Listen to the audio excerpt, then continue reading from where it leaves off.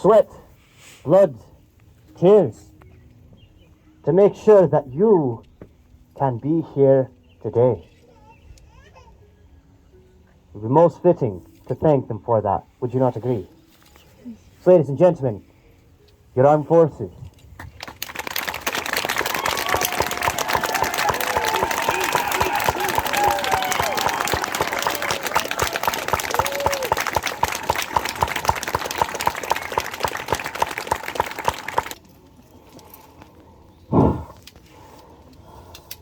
That part is easy to do.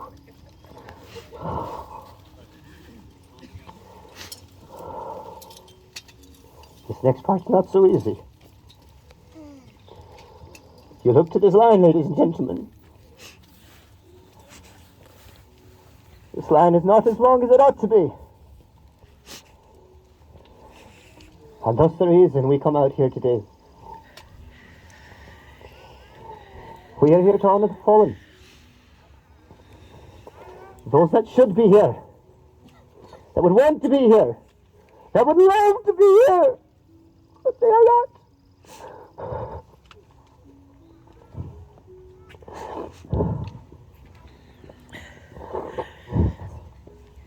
I'm sorry, ladies and gentlemen.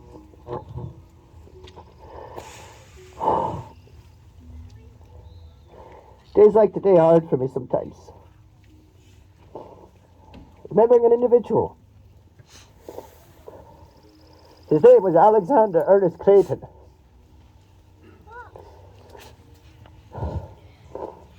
He's 23 years old. He chose to answer the call, as he was glad should have done, to serve his country. He originally came out with me as a reenactor. He portrayed the American Revolution. He loved portraying a British redcoat. He was the best British redcoat there ever was. He loved reminding people of who they are, what it means to be an American, what it means to understand your rights, to be willing to die for your rights.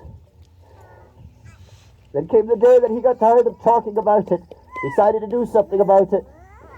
Joined in the 25th Infantry Division, stationed out in a place called Hawaii, Tropic Lightning. He's on a training exercise, training soldiers who are on their way to Iraq. His division was going to be going the next year after. So they were doing similar to what we do here, I suppose.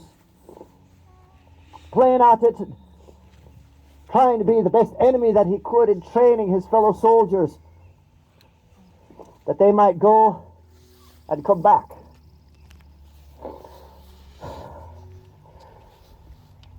A week after his birthday, just before Mother's Day, they finished their training, they're returning home, going back to Fort Irwin. The truck he was in turned over, and he died.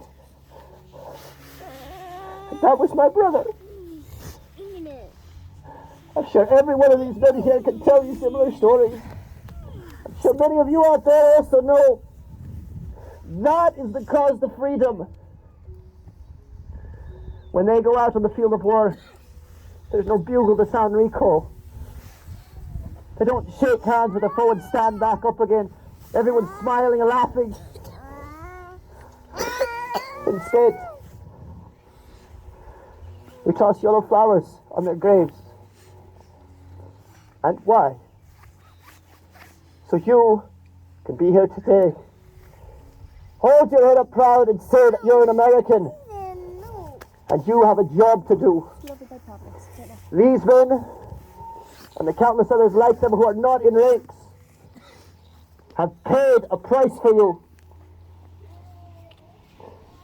That you would learn of your country's history. Learn who you are.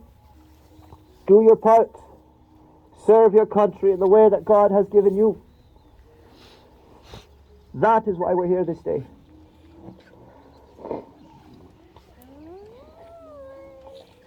So, gentlemen, I've enjoyed studying He said some words that to me are very appropriate now. This gentleman again served his country in a way that only a few get the chance to do. His name was Abraham Lincoln.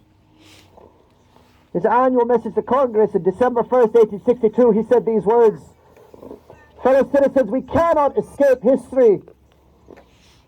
We think of this gathering and this administration will be remembered in spite of ourselves.